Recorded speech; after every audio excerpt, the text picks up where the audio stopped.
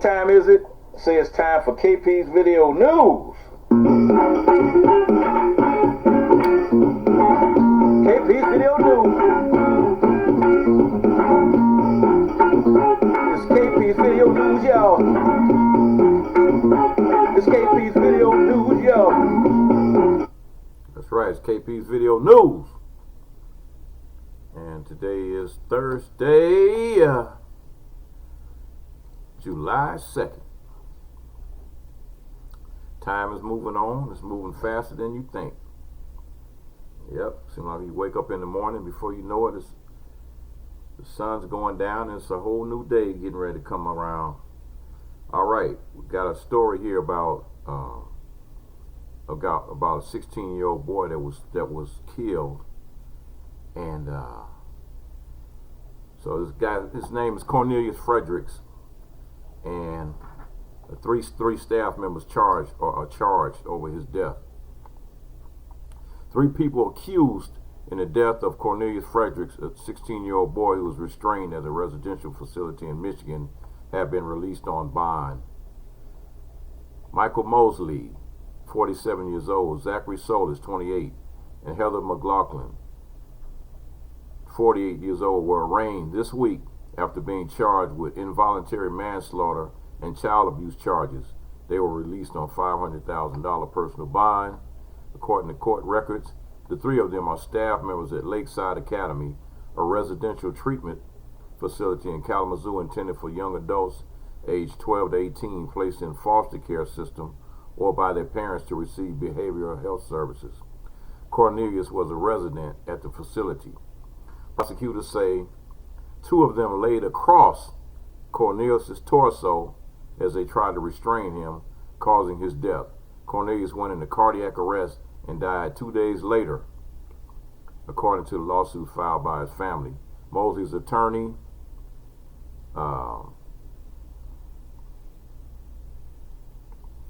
stated that her client entered a plea of not guilty. Garrity said her client was following protocol at the times, and Anastasia Marco, attorney for representing McLaughlin, told that she voluntarily surrendered on Wednesday and she was released on a personal bond. It's a terrible tragedy. Our hearts go out to his loved ones and the Kalamazoo community. However, justice cannot be served by an injustice. You know, I don't understand these people, man. They're talking about, this is the statement. This lawyer said her client, Heather McLaughlin, has done nothing criminal, and when the evidence is in, she will be vindicated. Well, you got a kid that's dead because you decided to sit on him and lay on him. Don Shapiro's attorney for Solis could not be immediately reached, and so this they claimed that he was a gentle giant and had a great relationship with these kids. That's not a good relationship when anytime you killing kids, man. You smashing kids up. They restrained him for almost 12 minutes. Investigators have said they reviewed 2 videos from Lakeside showing different angles of the incident, which began when the teen allegedly threw a sandwich at another resident.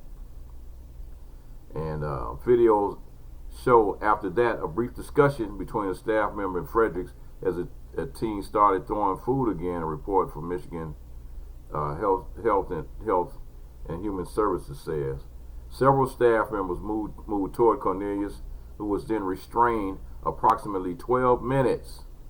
Fredericks was transferred to Bronson Methodist Hospital, where he later died. Wow. Sequel Youth and Family Services, the owner of Lakeside Academy, previously stated that the staff's actions were not in line with the facility's restraint policy. The restraint was not conducted in accordance with our policy and training.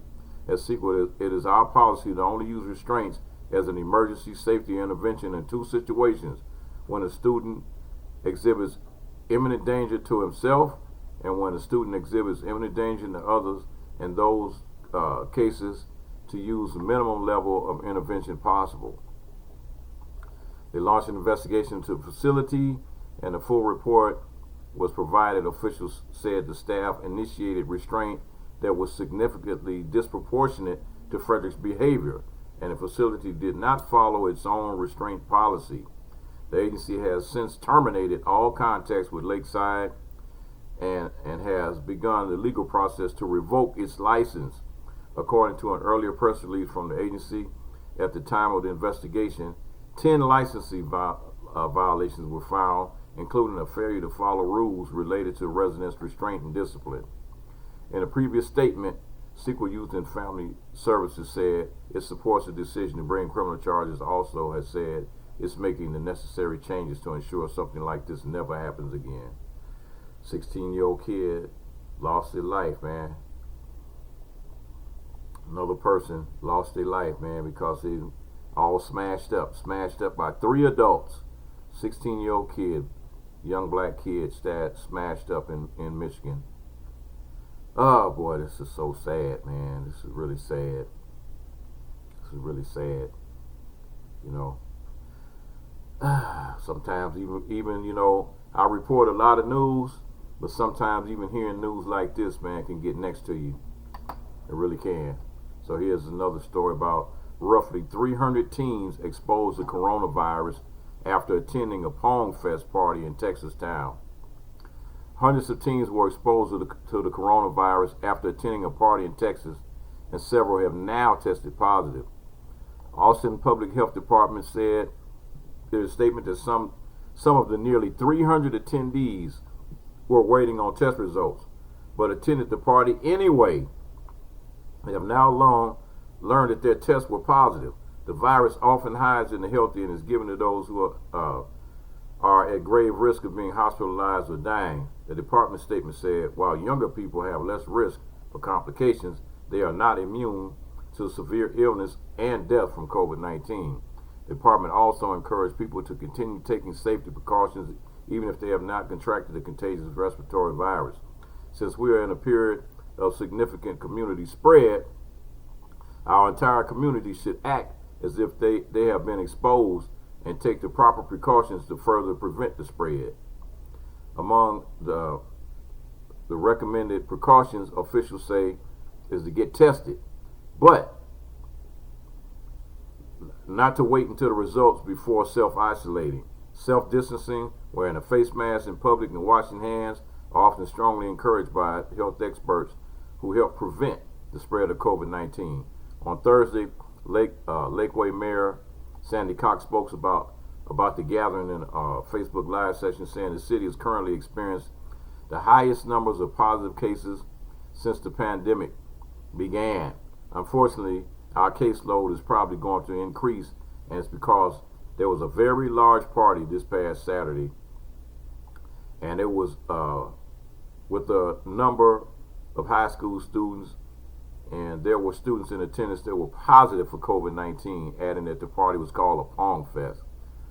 We need anyone that went to that party to isolate for 14 days, Cox said, urging anyone experiencing symptoms to get tested. Texas is one of several states experienced a sharp spike in positive COVID-19 cases in recent weeks.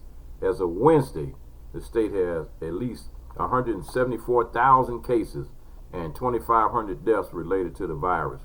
Travis County, where the party was held, had at least 10,000 positive cases and 128 related deaths, according to data from that particular county. I'm telling you, man, this is some serious stuff going on here, and these people, man, they're just not taking it serious. They're just not. You know, these young people going out here and they're getting it, and then they're taking it back to their parents and grandparents, and the parents and grandparents that already got diseases and already got low immune systems are getting sick and dying, because you got these out of control kids, man, that just won't stay at home. Their parents won't, they need to make them stay at home. I'll tell them, hey, you leave out of this house, don't come back. Stay out there. And the judge rules Virginia Guthrie's lawyers must destroy Jeffrey Epstein files. Now this case right here is kind of weird, and I'm still trying to figure out why they want this, trying to tell these people to destroy these files. I'm going to read this. Here we go. Attorney for Virginia Guthrie, who publicly accused Jeffrey Epstein of sex trafficking, must destroy files they obtained on Epstein after a Wednesday ruling by a federal judge. Epstein was arrested in 2019 on charges of sex trafficking and conspiracy to engage in sex trafficking. Allegedly, Epstein procured to have sexual relations with the high-profile individuals such as Prince Andrew and Donald Trump and Bill Clinton and a whole bunch of other people with money. Information about Epstein called from a 2015 civil suit filed by Epstein against Epstein by Guthrie allegedly contained the names of individuals with whom Epstein had concluded business. Oh, okay, Judge, you trying to hide Epstein's contact list. Oh, okay, all right.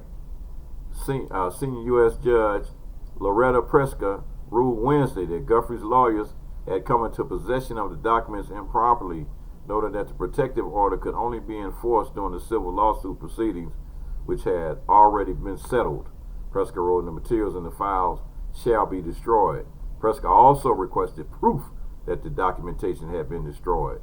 Counsel shall submit an affidavit detailing the steps taken to do so, Preska's ruling added. Preska's ruling came after a request by attorney Alan Dershowitz to gain access to the documents. Guthrie had claimed that Dershowitz was one of the men Epstein forced her to have sex with. In response, Dershowitz sued Guthrie for defamation in 2019.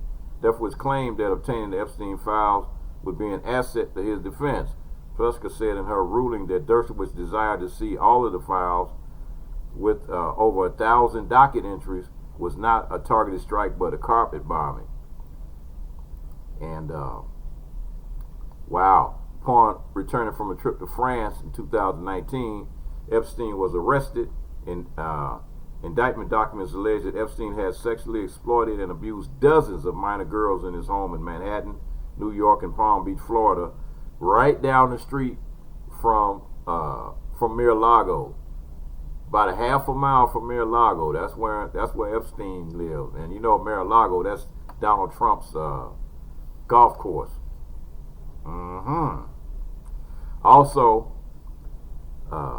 Also alleged he created a vast network of underage victims for him to sexually exploit. Investigators who also reported finding incriminating photographs of underage naked girls inside a safe in Epstein's Manhattan home. Guthrie claimed that she had been brought into Epstein's circle by Epstein's lover, Ghislaine Maxwell, while involved with Epstein.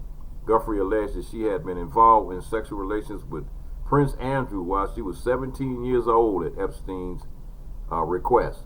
Prince Andrew denied the allegations, saying in a 2019 statement that he deplores the exploitation of any human being and suggests he would condone, participate, or encourage such behavior as abhorrent. Epstein pleaded not guilty to the charges. While awaiting trial, Epstein died by hanging in his prison cell. After it was discovered that prison guards had failed to perform safety checks on Epstein, some believe that Epstein had been murdered. However, the coroner officially rules Epstein's death a suicide. Wow, the judge is trying to get rid of Epstein's contact list. Yep, man, you know it gotta be judges and lawyers and doctors and politicians and names all over that contact list. I hope they make a copy of it. They need to make a copy of that and write all those names down. Yep, I'm telling you, the Epstein contact list. Right down the street from Mar-a-Lago. Yeah. And Trump been appointing judges left and right. I wonder why. What time is it? Say it's time for KP's Video News. That's what I gotta do. I gotta find out if this judge, what's that judge's name? I want to find that out. If this judge, Loretta Preska, is a Trump appointed judge. Let me find that out. I'm gonna find that out and I'm gonna get back at you. KP's Video News. It's KP's Video News, y'all. It's KP's Video News, y'all. Yep, gotta do some investigative reporting work here.